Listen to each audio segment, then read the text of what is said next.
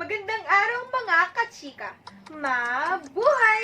Ako po si Maria Arcega, isang optometry student at president member ng CEU Folk Dance Troupe. Welcome to Central Scholar University Folk Dance Troupe's media platform, Chikatura. Chikatura simply means to talk about kultura.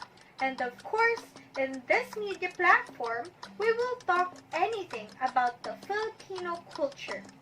Chikatura is the first and only media platform that is University Folk Dance Troupe based, dedicated in sharing with you information about culture, heritage, arts, and history. Of course, our media platform is supported by our university, Central Scholar University Manila, the CEU Presidential Committee for Culture and Arts, and the CEU Students Affairs Office. On our previous episode, we introduced to you what Chikatura is all about, and also, we introduced our dance company. We will be starting our first episode for this series, and that is the different Cordillera groups of Northern Luzon. This episode will focus on one of the most celebrated indigenous group of the Cordillera, the Kalinga. The Kalingas are found in the mountainous region of northern Luzon in the province of Kalinga, Apayao. It is made up of 8 municipalities, namely Balbalan, Lubwagan, Pasil, Pinupuk, Rizal, Tabuk, Tanudan, and Tinglayan, with Tabuk being the provincial capital. According to Wernstead and Spencer, 1967, the earliest external contact with the Kalinga, began with the Spanish encomienda, or land grant survey, in 1591 of the Tanudan area, which carried the right to levy, tribute, and labor service from the resident population. During the 19th century, various attempts of mining and trade up to the Philippine-American War began in 1900.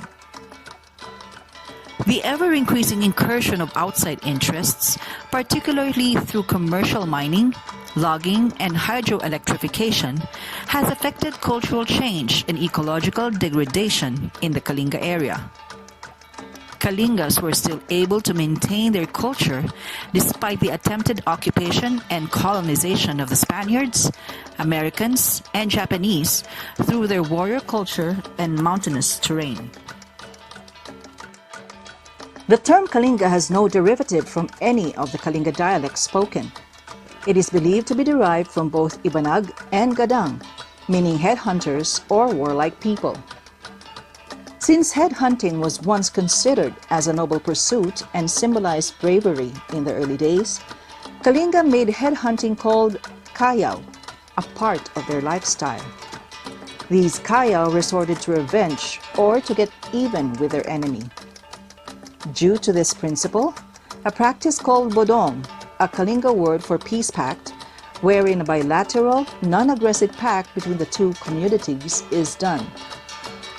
Despite having cultural differences, the Kalingas are known for their hospitality in spite of the frequent tribal violence between Kalinga tribal groups. They guarantee the safety and comfort of their guests. Like other ethnic groups, families and kingship systems are also important in the social organizations of Kalinga. They are, however, stratified into 2 economic classes, only which are determined by the number of their rice fields, working animals, and heirlooms. The Kapus, the Baknag, and the Kadangyan where the leader of kingship groups and pangat belong. The wealthy employ servants.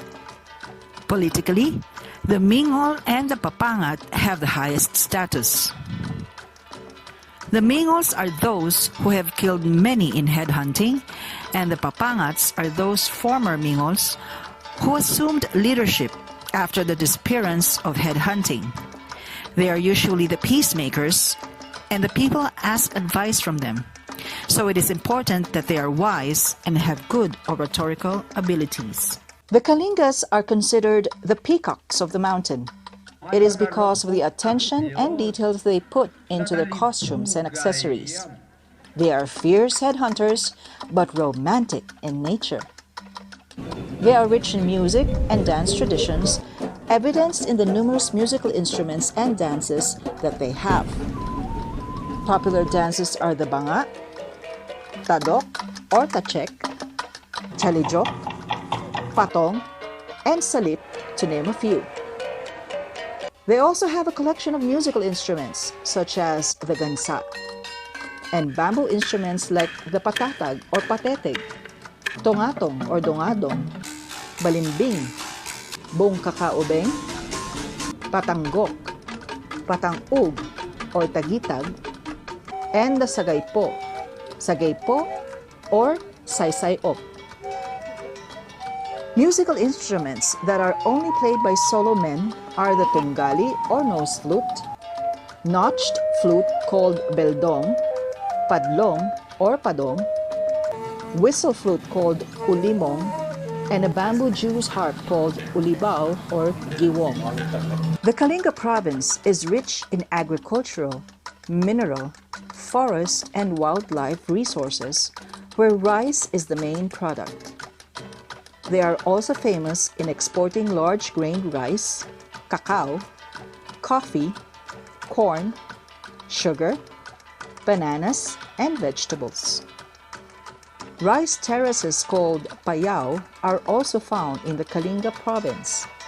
These payao are planted with different varieties of rice whole year round. Other economic-driven activities among the Kalinga are cloth and basket weaving, blacksmithing, and pottery. They are renowned for their intricate hand-woven textiles and magnificent, colorful beaded jewelry. In the olden times, the Kalingas believed in native spirit. Most of the tribal groups in Kalinga are considered as animists, which believing in many gods and spirits who control life situations and circumstances, with Kabunian being the supreme god. Traditional Kalinga rituals include chanting and sometimes require the playing of instrumental ensemble led by mediums, the Mang Anito in the north or Mandadawak in the south. Today, the Kalinga culture is being preserved and practiced with the help of National Living Treasure Mr. Alonzo Saclag and the rest of the Kalinga community all over the Kalinga province.